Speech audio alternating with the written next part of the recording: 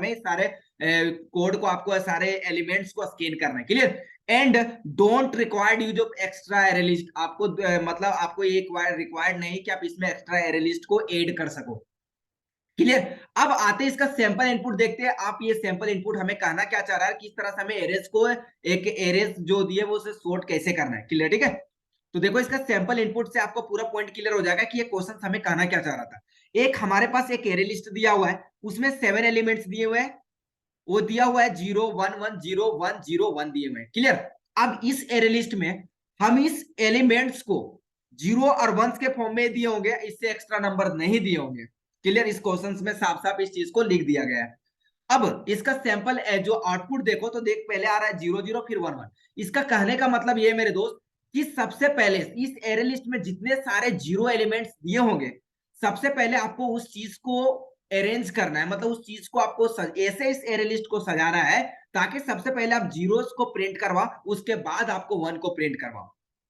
ये 2 पॉइंट आपको याद रखना है कि एक एरे लिस्ट दिया हुआ है, एक रैंडम उसमें दिया हुआ है 0 1 0 1 0 कुछ भी दिया हुआ है, उस एरे लिस्ट को ऐसे सजाओ कि सबसे पहले समझ, इस क्वेश्चन को समझना कि सबसे पहले आपको सारा 0 प्रिंट हो, उसके बाद सारा 1 प्रिंट हो। ठीक है? अब इसका लॉजिक कैसी लगाओगे कि सबसे पहले सारा 0 प्रिंट हो और 1 प्रिंट हो?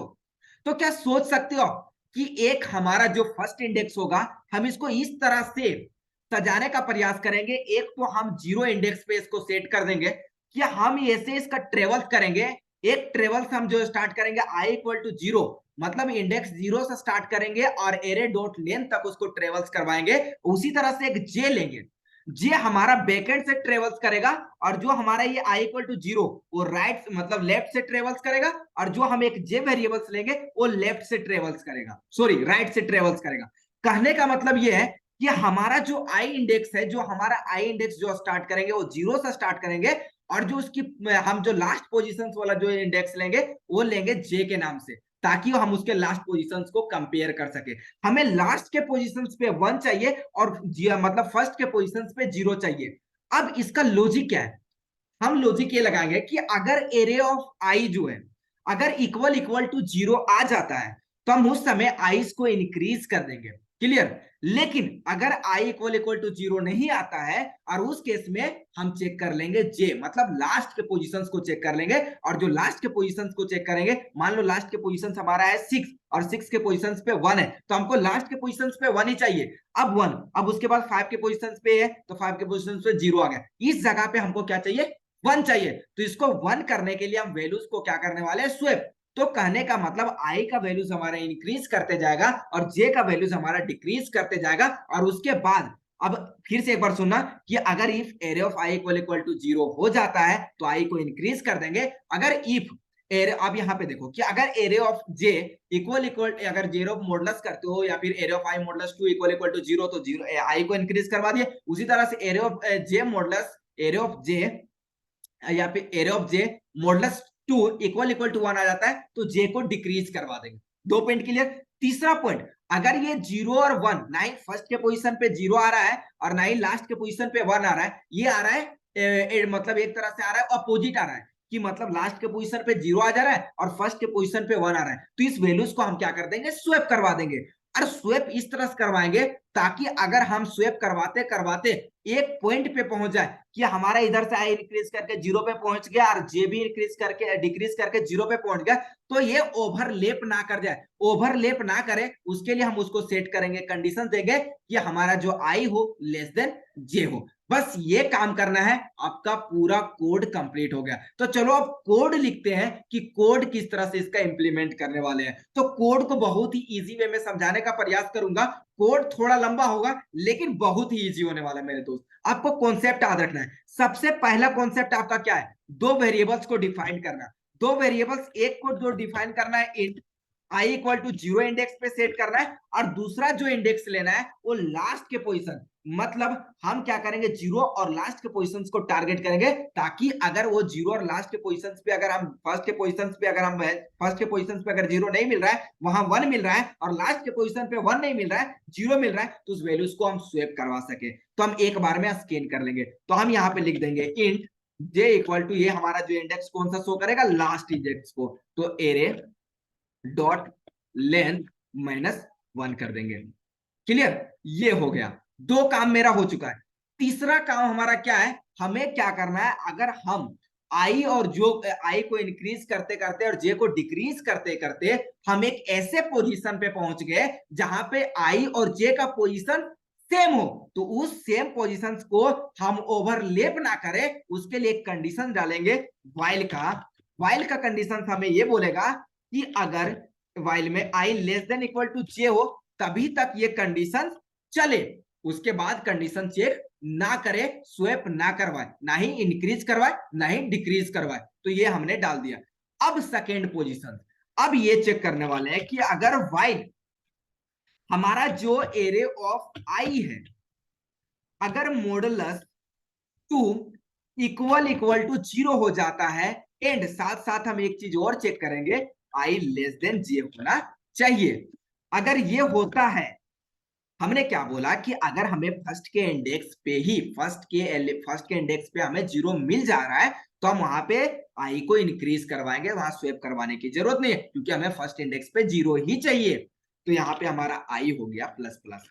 लेकिन कंडीशंस दूसरा हमारा क्या है मेरे दोस्त, कि अगर यहाँ पे area of i modulus 2 equal to 0 ना मिले तो स्वेप करवाएंगे, लेकिन स्वेप करवाने से पहले कंडीशंस और देंगे लास्ट पोजीशंस के लिए जो हमारा जे के लिए चल रहा है, कि वाइल अगर हमारा एरे ऑफ जो हमारा जे है, समझना ध्यान से, कि अगर जो हमारा एरे ऑफ जे है अगर मॉडुलस 2 इक्वल टू 1 आ जाए कि अगर एरे ऑफ जे मॉडुलस 2 करने पर इक्वल टू 1 आ जाए, और साथ में ये भी कंडीशन हम चेक कर लेंगे कि आई जो है वो लेस देन इक्वल टू जे का होना चाहिए ताकि वो ओवरलैप ना करे, तो इस कंडीशंस में क्या हो जाए, हमारा जे माइनस माइनस हो जाए। ऐसा माइनस माइनस क्यों, अरे भाई जब हमें लास्ट के पोजीशंस पे 1 मिल चुका है तो उस पोजीशंस को हम क्यों दोबारा चेक करें, हम फिर नेक्स्ट पोजीशंस को चेक करेंगे। तो हमारा जो है फर्स्ट इंडेक्स से आई हमारा इंक्रीज कर रहा है और जे हमारा डिक्रीज कर रहा है। क्लियर, ताकि हम दोनों का काम एक ही स्कैन में एक ही पार्ट्स में, क्योंकि आप साफ साफ बोल रहा है कि आप कोड को इस एरे लिस्ट को एक ही बार स्कैन करो, तो 2 काम हो गया। अब मान लो ना ही array of I equal to J first positions पे 0 मिला और ना ही हमारा 1 मिला लास्ट के पोजीशंस पे, अरे ये क्या मिल गया, अपोजिट मिल गया। कहने का मतलब अपोजिट कि ये जो 1 है, मतलब ये 1 मिल गया 0 के पोजीशंस पे और 0 के पोजीशंस वाला पे मिल गया 1, मतलब फर्स्ट के इंडेक्स पे मिल गया 1 और लास्ट के इंडेक्स पे मिल गया 0। अब तो ये हो गया काम अपोजिट। अब अपोजिट हो गया तो हम वैल्यूज को क्या कर देंगे, स्वेप, और स्वेप करवाने के लिए एक लॉजिक लगाएंगे कि इफ, फिर से यहाँ चेक कर लेंगे कि अगर एरे ऑफ जे अगर आई लेस देन इक्वल टू जे हो तो इस केस में यहाँ पे हम क्या करने वाले, स्वेपिंग का काम करने वाले, क्योंकि हमें फर्स्ट इंडेक्स पे चाहिए 0। अब देखो स्वेपिंग क्यों करने वाले, जरा समझना।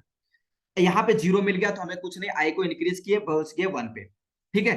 1 के इंडेक्स पे फिर 1 है और हमको यहाँ चाहिए था 0, ठीक है, 0 चाहिए था। अब अगर यहाँ 0 नहीं मिला तो हम किस पे चेक किए, फिर जे के पोजीशंस को चेक किए। जे के सबसे लास्ट के पोजीशन 6 वाला पोजीशंस पे देखो 1 है, तो ठीक है भाई 1 है तो वैल्यूज को डिक्रीज किया। अब ये 5 पोजीशंस पे पहुंच गए। जब ये 5 के पोजीशंस पे पहुंचा, जे 6 पे था क्योंकि ये एरे लिस्ट कितना है 7 एलिमेंट्स है, इसलिए 6 तक ही जाएगा क्योंकि 0 से स्टार्ट होता है, एरे डॉट लेंथ -1 तक जाता है, तो 6। अब 5 के पोजीशंस पे गया क्योंकि डिक्रीज हुआ, क्योंकि 1 मिल गया तो हम उसे स्वैप नहीं करवाएंगे।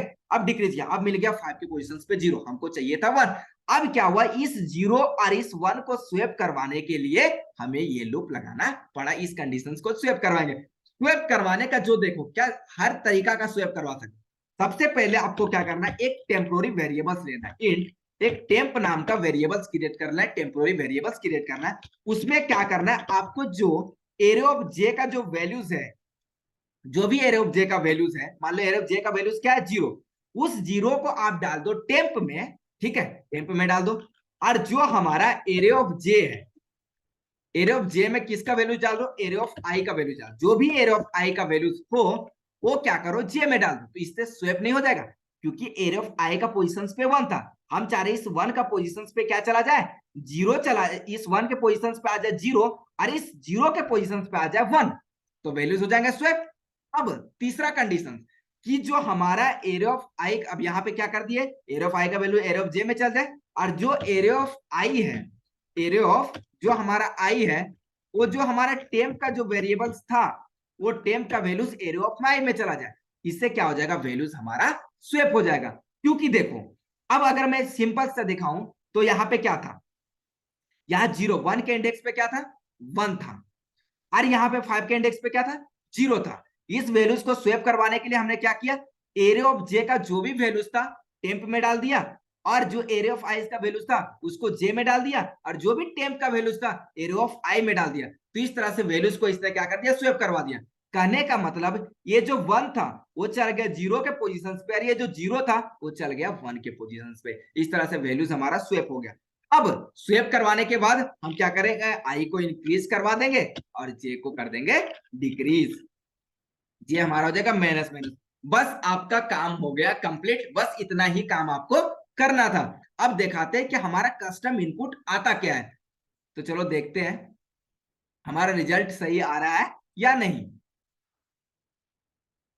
तो देख सकते हो कि हमारा तीनों कंडीशंस करेक्ट है। तो आई होप कि आपका पूरा कॉन्सेप्ट क्लियर हो गया होगा कि किस तरह से हमारा सॉर्ट एरे लिस्ट में अगर हमें सॉर्ट करना हो 0 और 1 के फॉर्म में, तो ये लॉजिक हमें इंप्लीमेंट करना होगा।